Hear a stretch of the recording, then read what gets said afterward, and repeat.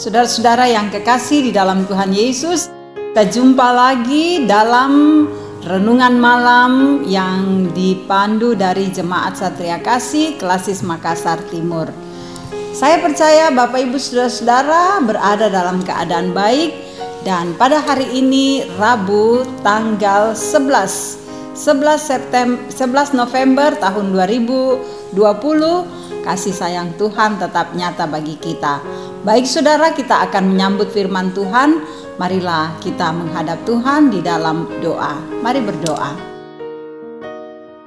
Kami bersyukur kepadamu Tuhan, karena Engkau begitu baik dalam hidup kami. Kami bersyukur melewati hari ini dalam banyak kegiatan yang dapat kami lakukan. Tuhan selalu ada bersama dengan kami. Malam ini dalam renungan malam, kami akan membaca firman-Mu.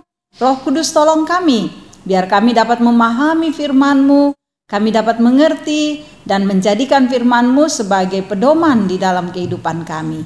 Tuhan, ini kami anak-anak-Mu yang siap menyambut firman-Mu. Di dalam nama Tuhan Yesus kami berdoa. Amin. Saudara, bagian firman Tuhan yaitu dari kitab Yakobus pasalnya yang ketiga, ayatnya yang ke-8 sampai dengan ayatnya yang ke-11. Yakobus pasal 3 ayat 8 sampai ayat yang ke-11. Tetapi tidak seorang pun yang berkuasa menjinakkan lidah. Ia adalah sesuatu yang buas, yang tak terkuasai dan penuh racun yang mematikan. Dengan lidah kita memuji Tuhan Bapa kita, dan dengan lidah kita mengutuk manusia yang diciptakan menurut rupa Allah. Dari mulut yang satu keluar berkat dan kutuk. Hal ini, saudara-saudaraku, tidak boleh demikian terjadi.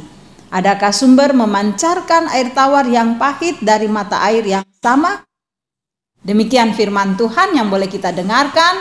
Berbahagialah kita yang selalu merindukan firman ini dalam kehidupan kita. Haleluya. Amin. Saudara, tema kita saat ini adalah waspadai penggunaan lidah. Waspadai penggunaan lidah. Setiap saat dalam kehidupan kita menggunakan mulut kita untuk berbicara. Kita menggunakan mulut kita untuk mengecap, menikmati makanan yang masuk ke dalam mulut kita. Saudara, ketika kita memakainya, tentu kita merasa bahagia. Tetapi hati-hati, karena bagian firman Tuhan juga mengingatkan kita supaya kita waspada menggunakan lidah, mulut yang Tuhan karuniakan. Dan ini diumpamakan saudara-saudara, Yakobus mengumpamakan bagaimana kita harus mengendalikan bagian tubuh kita ini dengan melihat contoh. Misalnya yang dikatakan oleh Yakobus, kuda misalnya. Kuda itu kan dia harus dikendalikan. Karena itu sang penunggang memasang tali mengekang mulutnya untuk mengendalikan gerakan kuda. Kalau sang penunggang kuda ini ingin menghentikan kuda supaya jangan berlari kencang, maka dia akan menarik tali yang ada di mulutnya supaya dia berhenti. Kalau dia longgarkan sedikit, maka kuda itu dapat berlari sedikit agak kencang. Atau dikatakan oleh Yakobus, demikian juga dengan kapal yang besar. Kapal itu besar saudara-saudara, tapi hanya dikendalikan dengan kemudi yang kecil. Tidak besar, tetapi kemudi yang kecil. Dan kemudi inilah yang menentukan kapal itu dapat melaju dengan cepat atau kapal itu perlahan-lahan bahkan berhenti. Mesti dikendalikan. Nah, Yakobus berbicara di sini, lidah walaupun kecil, tetapi dia dapat membuat perkara-perkara itu menjadi besar. Karena itu bagi Yakobus lidah juga harus dikendalikan. Siapa yang mengendalikannya? Yaitu yang empunya. Orang yang memakai lidah itu. Kalau lidah tidak dikendalikan, dia dapat menjadi sumber kejahatan, dia dapat menjadi sumber masalah. Kelihatannya tidak mungkin, tapi itu terjadi. Sangat kecil mulut kita, lidah kita saudara-saudara, tetapi bisa menimbulkan perkara yang besar. Sesuatu yang kecil tetapi bisa menjadi buas. Lidah bisa menghasilkan racun yang mematikan. Memang Yakobus katakan, pada satu sisi lidah itu dipakai untuk memuliakan nama Tuhan. Kan kita memuji Tuhan, mengagungkan nama Tuhan, kita bersorak-sorai, bersukacita dengan menggunakan lidah kita. Tapi juga pada sisi yang lain, lidah ini dipakai untuk mengutuk sesama kita manusia. Dipakai untuk mencela orang, dipakai menghancurkan orang, dipakai untuk membunuh karakter orang. Ya, banyak yang bisa kita lakukan dengan lidah, menghancurkan sesama kita. Saudaraku, anak-anak Tuhan mestinya dia memperlihatkan bahwa setiap perkataan-perkataan kita itu menyegarkan orang lain. Ibu, bapak, ketika membina, mengarahkan, mengasuh anak-anak, hendaklah perkataan-perkataan kita itu adalah perkataan yang memberikan semangat, memberikan dorongan, memberikan sukacita, kebahagiaan, memberi kesejukan bagi anak-anak kita. Sehingga apa yang kita tanamkan dalam pikiran mereka, dalam perasaan, dalam hati mereka adalah hal yang positif yang membuat mereka menjadi orang-orang yang mau maju, yang punya semangat, punya gairah, yang sungguh-sungguh akan memahami bahwa hidupnya berarti. Tapi kalau kita mengeluarkan kata-kata yang menyakiti hati anak-anak kita, membuat mereka merasa tidak berdaya, gagal, dan tidak kuat untuk menghadapi kehidupan yang ada. Motivasi mereka, semangat mereka menjadi turun. Bayangkan kalau kita menggunakan mulut kita, kata-kata kita menyakiti hati mereka. Bisa jadi mereka putus asa. Bisa jadi mereka mengurung diri. Bisa jadi mereka merasa hidupnya tidak berguna. Tapi ketika kita memberikan dorongan semangat dengan mulut kita, dengan lidah kita, maka mereka akan merasa bahagia. Bahwa mereka begitu berharga, mereka dikasihi, dan mereka merasa bahwa mereka akan menjadi orang-orang yang sukses, yang baik. Nah, saudaraku yang kekasih, memang tidak mudah bagi kita untuk menjaga lidah. Tidak mudah bagi kita mengontrol mulut kita. Karena kita adalah manusia yang berdosa. Tapi saudara-saudara, kita diajak juga bersama-sama untuk mampu mengekang kehidupan kita. Sehingga kalau kita mengekang lidah kita akan selalu berpikir, mengeluarkan sesuatu kita pikir-pikir dulu. Kamu nasanga bahasa Toraya to nakwa dikemai-kemai dolo tumintu apa mana di pokada. Dipikirkan mendalam, diingat dengan baik, dipahami dengan benar, lalu kemudian dikeluarkan pada orang, dan orang merasa apa yang kita keluarkan itu adalah yang baik, yang memberi semangat. Jangan sampai yang kita keluarkan adalah kata-kata yang sembrono, kata-kata yang mengumpat, kata-kata yang mencela, kata-kata yang mencibir, dan kata-kata ini adalah ungkapan-ungkapan yang tidak baik, yang tidak memuliakan nama Tuhan di sorga. Sebagai anak-anak Tuhan, saya mau mengajak kepada kita semua saudara-saudara bahwa apa yang Tuhan berikan bagian tubuh kita, lidah yang kecil ini, saudara-saudara ingatlah, lidah ini mesti digunakan dengan benar. Setiap kata yang keluar, setiap ungkapan yang keluar dari mulut kita, yang kita ucapkan saudara-saudara, pikirkanlah itu dengan matang, biarlah itu keluar dari hati yang baik, biarlah itu keluar dengan penuh sukacita, sehingga menimbulkan damai sejahtera, kesejukan bagi semua orang. Karena kalau lebih dahulu kita merenungkan dengan baik apa yang kita mau katakan, kalau lebih dahulu kita berdoa, mohon Tuhan memberi hikmat, maka yang terungkap adalah ungkapan kata-kata yang menyejukkan hati sesama.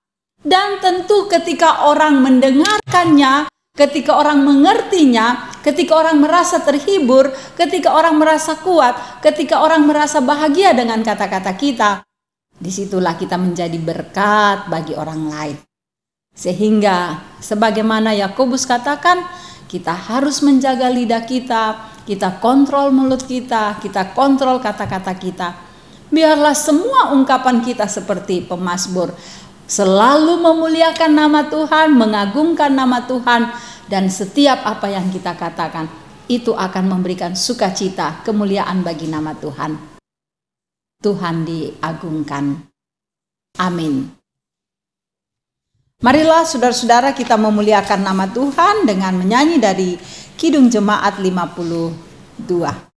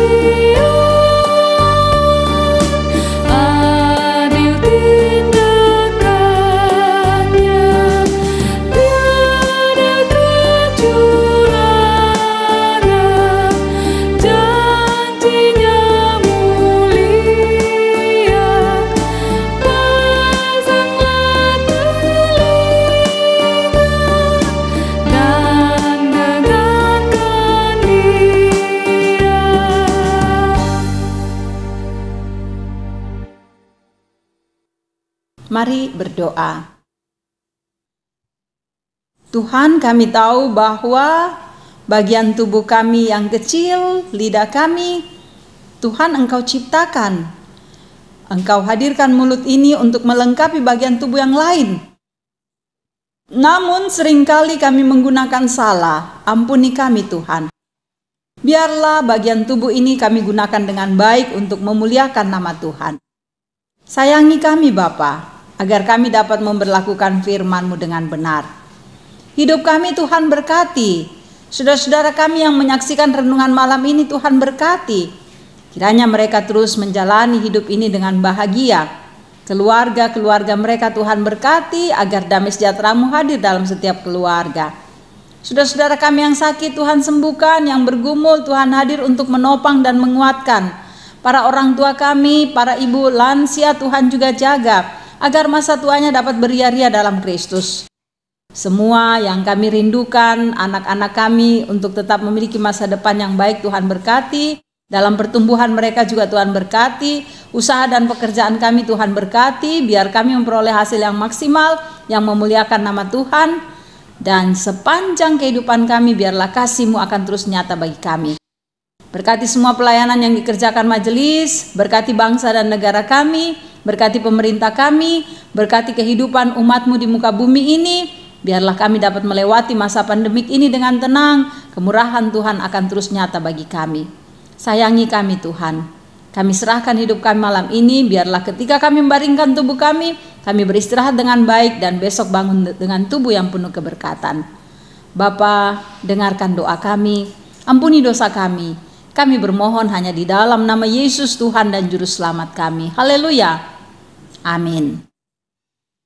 Terima kasih saudara-saudara boleh menyaksikan renungan malam pada hari ini. Biarlah firman Tuhan menjadi berkat untuk saudara-saudara dimanapun berada, terus bertumbuh dalam kasih Tuhan. Dan teruslah semangat menghadapi hari-hari kehidupan kita ke depan, karena kasih-Nya akan tetap nyata bagi kita. Saudara, terima kasih boleh menyaksikan renungan malam ini, dan teruslah nantikan, pasti saudara akan terberkati dengan firman-Nya. Tuhan memberkati. Salam sehat.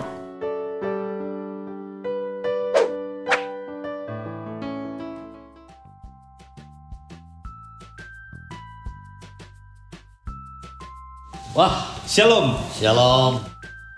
Saya datang membawa dokumen untuk pemilihan penatua dan diaken Jemaat Satria Kasih. Ya, terima kasih, saya sudah menunggunya dan saya sudah menyiapkan diri untuk memilih.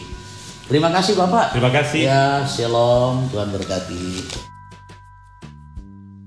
Bapak Ibu, saudara-saudara, saya sudah menerima dokumen dari panitia, dokumen pemilihan penatua dan diaken Jemaat Satria Kasih periode 2021 sampai dengan 2023. Kita periksa Bapak Ibu isi dari amplop ini.